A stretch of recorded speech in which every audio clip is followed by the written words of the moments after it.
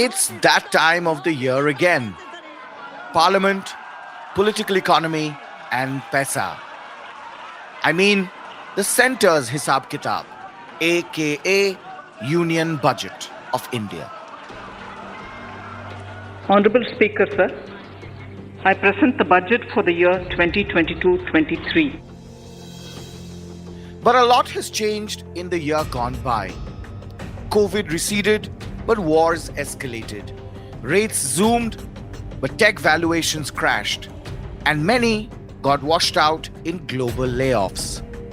Google's parent company, Alphabet, announcing today it will cut 12,000 positions. That is 6% of its workforce. Amazon has announced worldwide job cuts. It's been a rough start to the year for Silicon Valley. Microsoft announced it would lay off 10,000 employees, or about 5% of its workforce. Meta announced that it's cutting more than 11,000 jobs, about 13% of total staff. Netflix has made big cuts. So has Shopify, Snap, Twitter. But India is singing a different tune. It's holding out new opportunities based on technological advancements in telecom connectivity, in combating climate change, but at the same time, we have to gear up for elevated interest rates in the developing economies and its after effects around the world. As the Modi government gears up to present the last budget before general elections in 2024, will the government's balance sheet allow for the much anticipated populist push? It's Tuesday, 31st of January. The countdown for budget has begun. From the Economic Times, I'm your host Arijit Burman, and in today's special edition of the Morning Brief, we bring you excerpts of a conversation I had with a star-studded jury panel of the Economic Times Awards.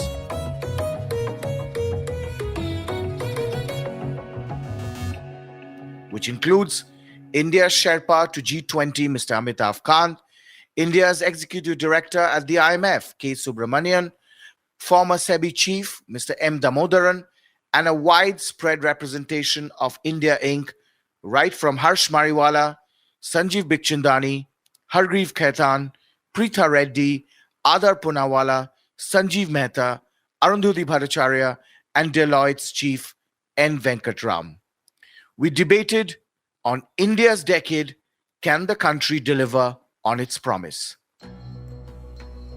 With a fiscal deficit about 6% and an ambition to grow the share of manufacturing in Asia's third largest economy, the finance minister faces a tightrope balance, which is also a tongue twister. Will the fiscal focus on finances put the finance minister in a fix? A question I pose to Amitav Kant and former Chief Economic Advisor K.V. Subramanian. Should India, therefore, be leveraging low growth, would also lead to low commodity prices? And isn't this the time to break away from the shackles of fiscal deficit targets and use domestic borrowings to invest in physical and social infrastructure to spur domestic consumption and growth? Absolutely. Rather than going by norms that actually have no grounds in economics, things like the Maastricht Treaty, which said that, 3% fiscal deficit and 66% debt to GDP. By the way, I must mention to the viewers that the Maastricht Treaty is not an economic document. It is a political document to bring the year together. So rather than go by that, I think we have to think for ourselves. And clearly, I completely agree. But it should not be for revenue expenditure. It should be for capital expenditure, as has been done in the last, 3-4 years, because capital expenditure essentially creates assets. And when you have assets in the economy, supply increases. That also means that you don't have as much inflation. I would expand that to also go into health and education. That's a target that we should be doing. And, utilizing this should be definitely a priority. Look, I do have questions on that. But Mr. Kant, are we too obsessed about rating agencies? And that's why we get trapped into this fiscal deficit debate. First, let me put this right. India as a country needs to be fiscally responsible. There's 75 countries in the world which are facing a global debt crisis. All around you in South Asia and Southeast Asia, you're facing a major challenge of being fiscally responsible. the government's debt to GDP ratio is high in India, but the private debt to GDP ratio is extremely low in India. And therefore, if you compare India's private debt to GDP ratios in the 56 or 57, in America it's 256, China is 226. So what we need to do is to get the animal spirits of the private sector back to drive India's growth. Yeah. And this would require a huge technological leapfrogging. It would require them to get into completely new sunrise areas of growth. And this would really require a huge new areas of, which are going to drive India's growth story.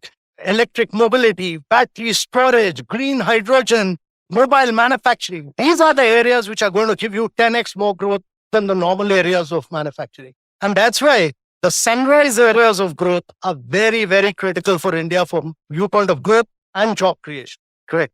Mr. Venkataraman, what's holding India in back then? I mean, this animal spirit that Sakal is talking about, that, private debt should go up, capex, there should be much more capex outlays. There's still, it's improved, but still. First, I think you're talking about capex. Yeah. Is capex depends on a few things. One is, of course, the capacity utilization. And there was a period when the capacity utilization was below 70%. And now it's inching up beyond 70%. The second important thing we often forget, there were a lot of dormant assets which were locked in NCLT. They are really something like 8.5 lakh crore of capex equivalent. Capacity has now been released. So you need to add that before you come to a conclusion that private capex is not happening. I don't think the animal spirits in private sector has gone down. I don't think the risk-taking ability of Indian entrepreneurs is low. So I think this is an issue which we make a lot about, but there's not much really meat in it. I would tend to agree because, in fact, I was going to bring out the point of, even if you look at, say, the bankruptcy courts and the number of brownfield assets which have been purchased, it's pretty staggering amount. But today, I think the inflection point is how do we bring more investment in?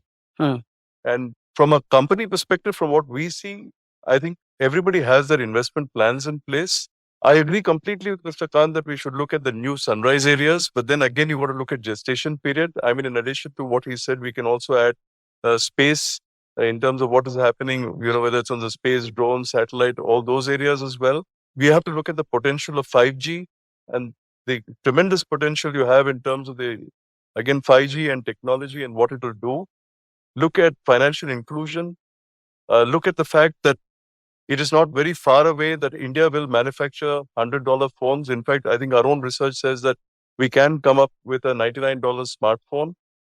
These are all things that we talk a lot about, but somebody's got to put their hand up and say, I want to make the investment. So I certainly think the conversation now is to move more into how do we get more money in for business. And maybe Mrs. Bhattacharya could give us the answers on that one. Certainly the banks have loosened on credit. If I look at all the new developments, whether it's OCN and the like, they will help the MSME businesses. There's a lot happening. The question is, how do we stitch it all together? True. Ms. Bhattacharya, I wanted to ask you, the balance sheets of India have improved a lot, no doubt. There's been, it's been cathartic. But on the other side, first IBC, the way assets are growing, and I'll ask Hargiv's opinion also on this. Some might say it's also leading to concentration of powers within just a few business groups. It's not spreading. Is that part of capitalism or there's something more deeper here? The fact of the matter is that at certain times there may be concentration in certain areas, but you will see competition come up.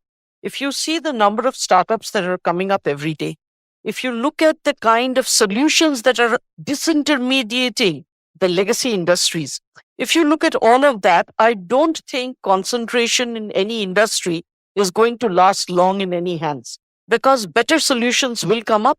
And therefore, I don't think we need to worry too much about things getting concentrated in a few hands because there is sufficient amount of entrepreneurship in the country, which again gives me a lot of hope. Believe me, India will be the talent basket of the world. There is no two ways about it. In the next decade, 25% of the skills required globally will come from India. That's the way it is, just out of sheer demographics. Because the world is growing younger, whereas, we ourselves we have 67% of our population in the working space. I'm very optimistic about this, actually. I see it across the world. So we're getting younger, certainly we're also consuming more. And that's where both Marico and HUL sit right at the heart of the consumption story. Mr. Mehta, after your December numbers, I was seeing one of your interviews and you said rural markets are showing some signs of improvement on easing inflation and robust sowing of winter crops and increase in farm incomes. If there is real income growth happening in rural India, what should we do to sustain this? First, I think the important bit is that it is not that the headline growth is not happening in rural. It is there, albeit at a much lower level than what we would all like it to be. The second is the inflation in commodities has been unprecedented. When in a business like ours, you have a net material inflation of over 20%. This is not something I've seen in my 30-year career with Unilever. So this is unprecedented. And despite this increase, the industry has taken a price increase of about 12%. The consumers in rural are still spending more. Understandably, they've cut back on volumes to manage their wallets, which is again very intuitive. I believe that once the commodity prices start tapering, the volumes will also come back. And the rural per capita consumption is 1/3 of that of urban area. So if you look at the trend, rural consumption should be growing faster than urban for years to come. It's at a very low base today. And India's per capita of FMCG is about $45, which when you compare, forget with developing countries is, say, Indonesia is 2x, Philippines is 4x. So just look at the runway to grow. What India needs is inclusive growth, more money in the hands of more people, and the consumption story of India will be the consumption story of the world, not just for the decade, for decade and beyond. Mr. Maharana, but intuitively people would argue that you need to move to cities, urban centers for real income to see a rise in your personal real income. That needs rapid urbanization. Our cities are choking. We both come from a city where 60% of the urban poor live in slums. How can we deal with this of actually creating more sustainable, energy efficient urban centers? I'm not an expert on this, but let me just say that when urbanization happens, consumption levels go up clearly. There is a conversion from unbranded to branded and going up the value chain. So clearly, urbanization is adding to purchasing power. That's for sure. It's adding to wealth. Then I think many towns are emerging also, but they have to emerge in the right way in terms of environment, in terms of urban planning. So we have some way to go, but I think we are seeing emergence of smaller towns, which is a good sign. The economy's greatest strength, and one that has mostly underdelivered, is a population which continues to expand but add to the liability. As the jobs jolt hit the global economy, the big question remains: is India translating its demographic dividend, or will it forever be a distant dream and just boardroom chatter? Mr. Kant, India's median age is 28. It's 38 for China. So technically half the country, that is close to 70 crore, are eligible young people. They need to subsist, survive, and do better. Now, the survival instincts alone will create enough momentum for the GDP to grow. But is it anywhere close to whatever is the true potential? The best route for this benefit from the demographic dividend is to grow at high rates. We're growing at about 7%, which is the fastest amongst large countries of the world. But we need to be even more ambitious. India needs to grow at about 9 to 10% per annum year after year for 3 decades or more. Many countries of the world have done this in the past. And this can only happen on the back of 2-3 things. First is, like we've demonstrated, the huge digital transformation that India has done. We do 11x more payment than what US and Europe do together. We do 3.5x more than what China does. We need to do the same thing for going green, because going green is going to attract value, it's going to attract capital. And India is climatically blessed. That's important. And the other thing is to really drive capex expenditure. This is really going to be the key. The higher the growth, the greater your per capita income. Important thing is that you may be $3 trillion, you may be the fastest growing large economy, but your per capita incomes are still just $2,100.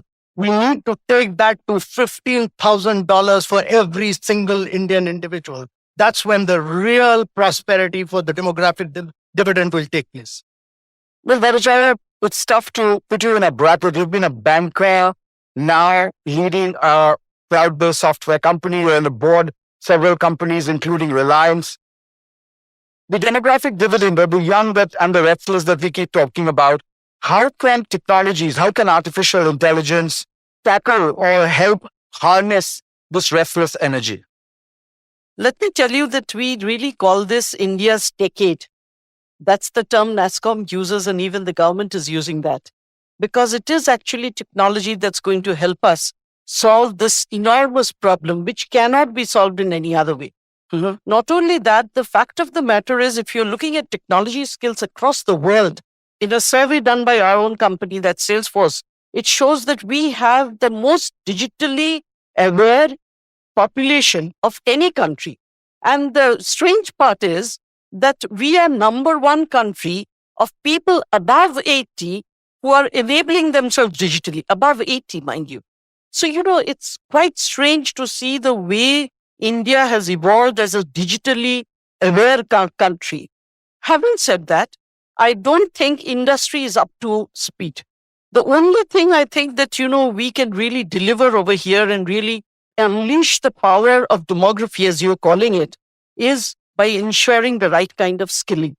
I think there is a gap there, and that's where we really need to work.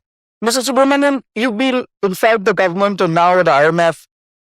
I want to ask you this, that we're talking at one end of subsidizing semiconductors when, as per our own education ministry's assessment, dropout rates at the primary level have doubled. Are we somewhat missing the wood for the trees? The way I would frame your question is about, on the one hand, manufacturing, which is basically PLI is an enabler on that manufacturing sector growth, versus human capital. I think both are extremely important. Human capital for the service sector. Manufacturing, you talked about the demographic dividend. And I think if we really need to be providing jobs for all the youth that we have, we do need manufacturing sector. For instance, many of us maybe live in gated communities. The people who come and do housekeeping, these folks could actually be going and working in a factory nearby, have a permanent job, and therefore earn very well, and not suffer volatility of income.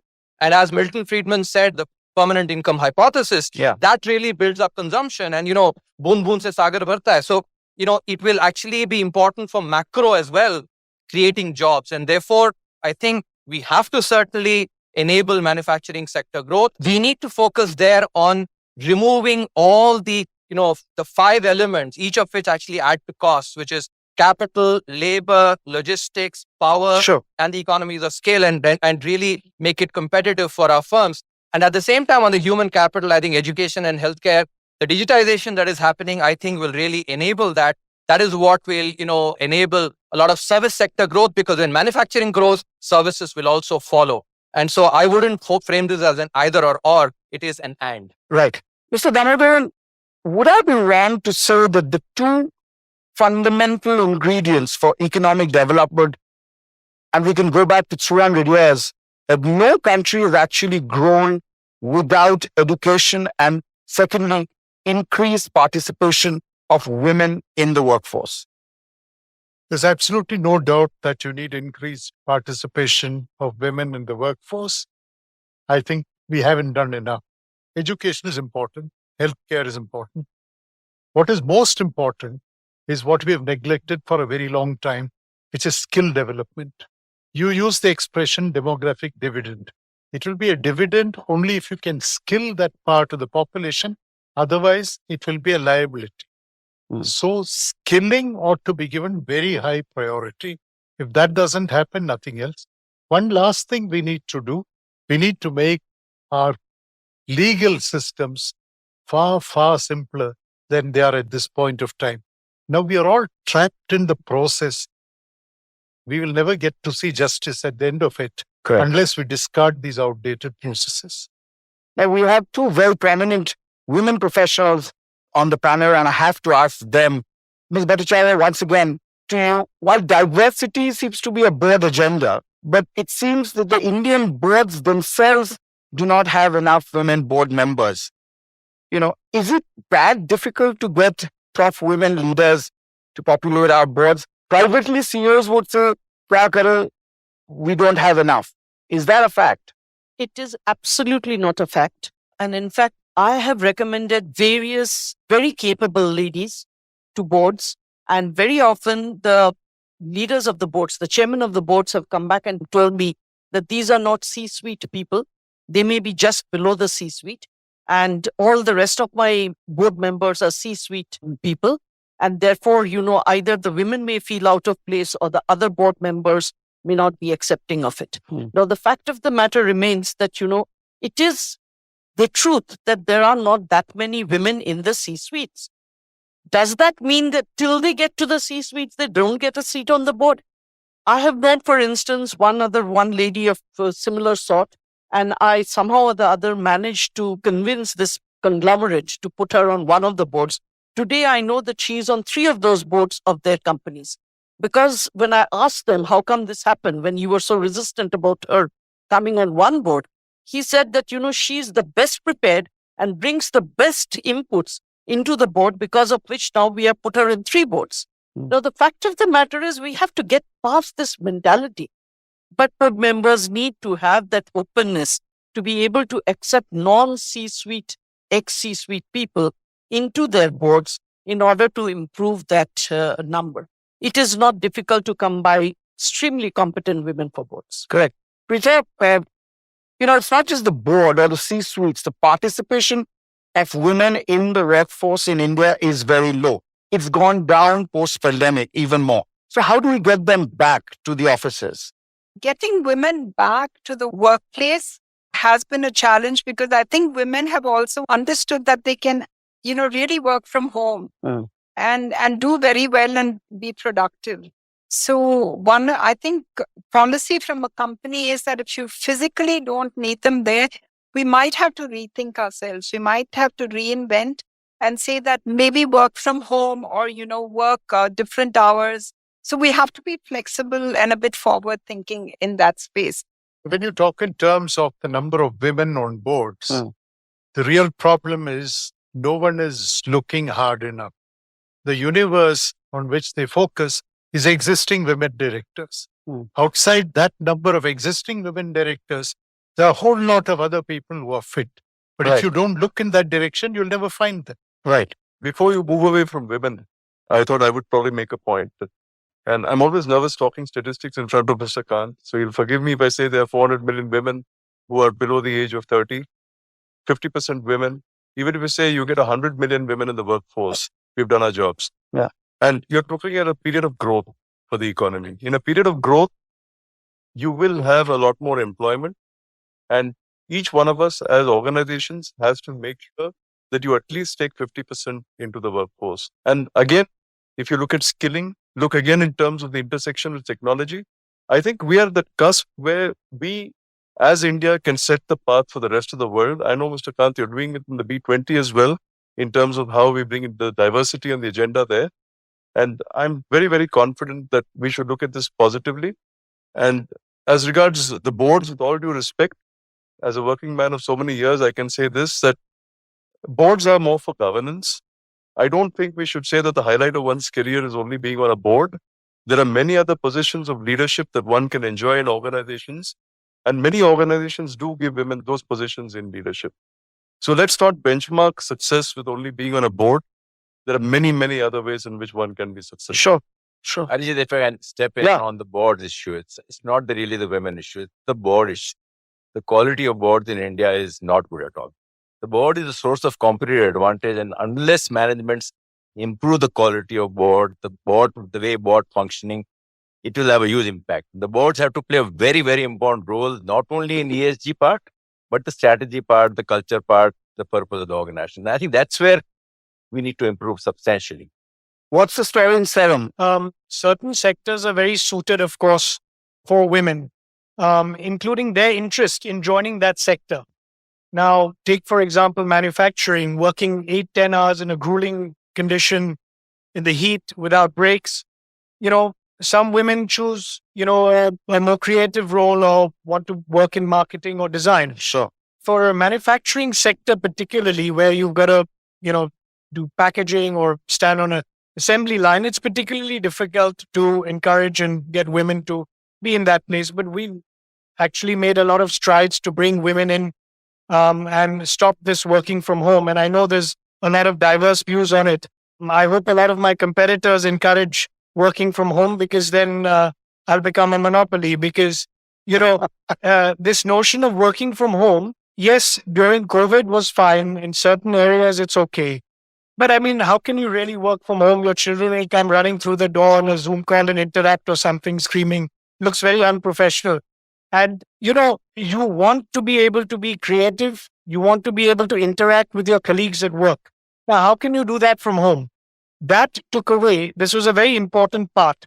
A lot of ideas, creativity, personal interrelations between executives, employees, mid-level, that happens in the workplace, at the canteen, lunch break, even just when you've got some idle time. You can't do that sitting at home. So I think that's very important that, you work from home when you have to, but we have a very different culture of coming to work and, building on creativity and relationships, and the culture of a company is very important. You can't do that online. You can't do it from home. Even as India continues to outperform, the foreign investor and MNC sentiment towards the country has been rather weak. Foreign institutional investors, or FIIs, pulled out over $16 billion in 2022, turning net sellers for the first time in 4 years. And we also have a great migration from MNCs out of the country. I began by asking Hargreave Khaitan, who heads the law firm Khaitan & Co.'s corporate M&A and private equity practice, is this a worrying trend or just a passing phase? I'm going to do several here and ask Hargreave, you've been sitting here patiently. And one other aspect that I want to discuss or talk about is the fact that, the India story is great, but at the same time, several MNCs are actually exiting India. We saw Wholesale, one of the largest cement or building materials company, exit. A German retailer exited. As for some data, around 2,800 odd MNCs were exited since 2012. Is that a worrying trend, or this is par for the course? You have to really go behind and see why they are exiting. And to my knowledge, I think they're not exiting for India reasons. And they're exiting for global reasons, global strategy. And a lot of them which are exiting are really coming back in a different way. So, for example, if you mention some names, you'd already see them back in some other capacity. They might be also exiting because they're exiting a certain type of business, polluting business, for example. So I don't think it's an India, a reflection on India. I think it's the reverse, where I see far many more investors looking back at India.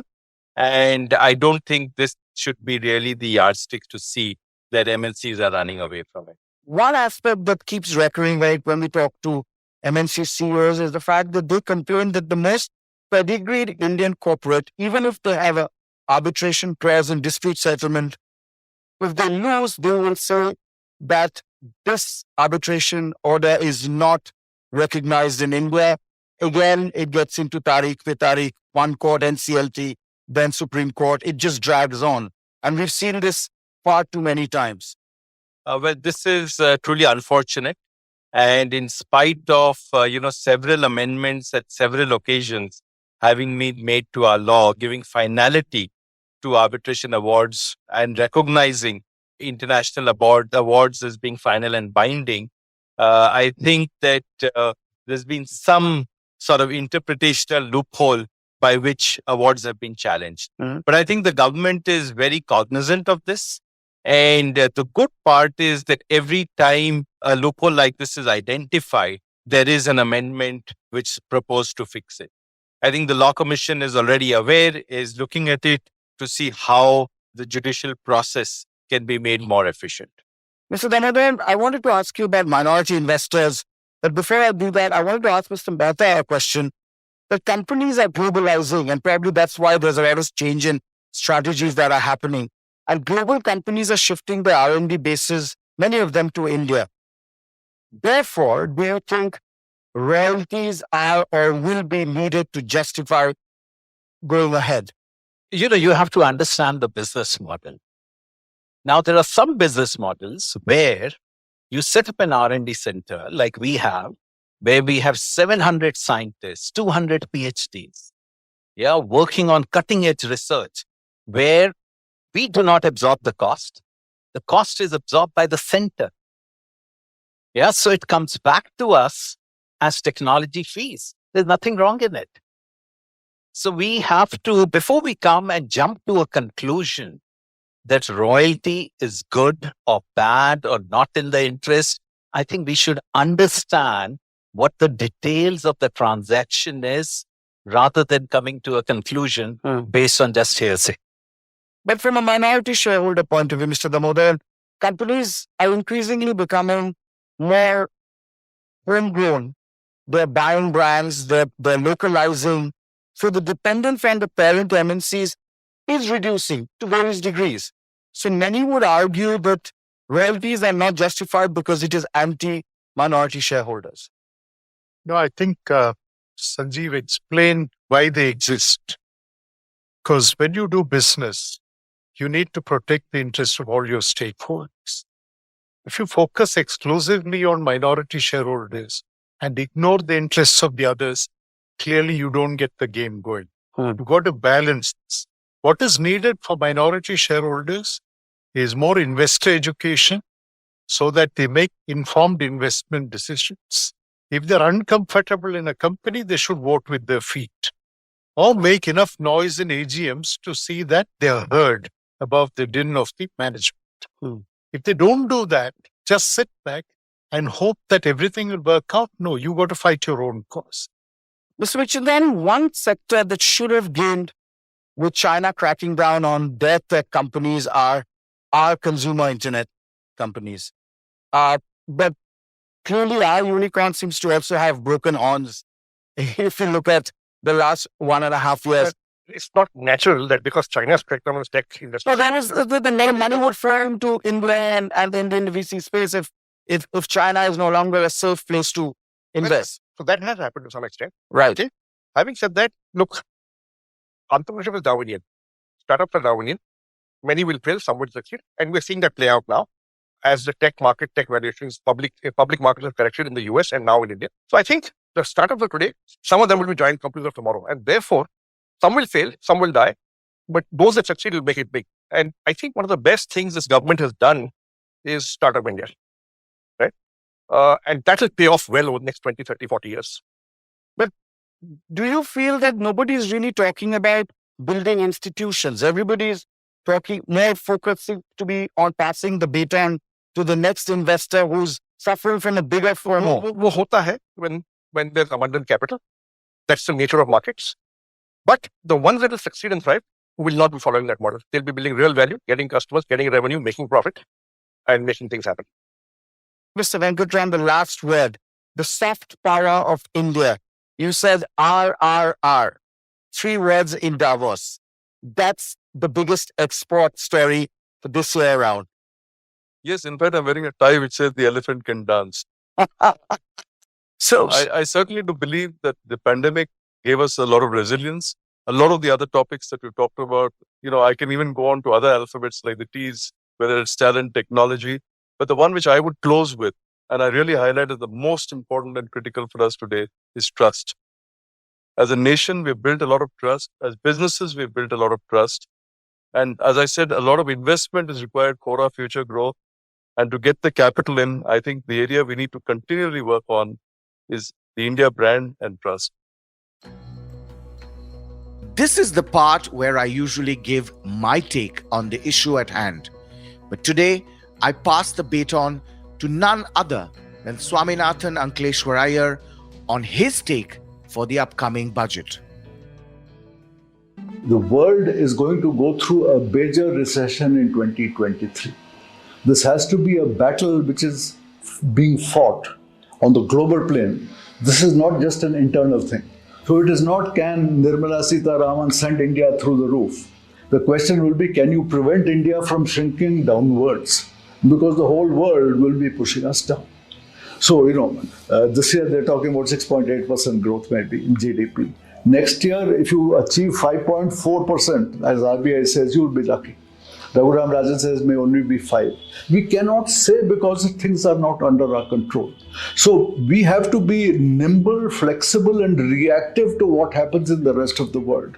We do not know how high interest rates are going to go. We do not know how the deep recession is going to, we do not know how deep the recession is going to be. We do not know what is going to happen to the Ukraine war. There are so many unknowns. So this has to be a budget where we say, I am prepared for all kinds of contingencies, rather than say, I have a single-minded target and I can go for it. I have to, on the other hand, be prepared for contingencies. So it's a battle of saying that this has to be prepared for disasters. We have to be prepared for all kinds of things that go wrong. Don't be too optimistic. Don't be too aggressive.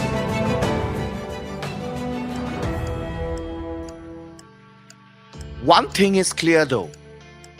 I expect intention on the lines of Sabka Saath, Sabka Vikas. This is your host, Arijit Barman, and you have been listening to The Morning Brief. Sound editor for this episode was Indranil Bhattacharya, producer Sumit Pandey.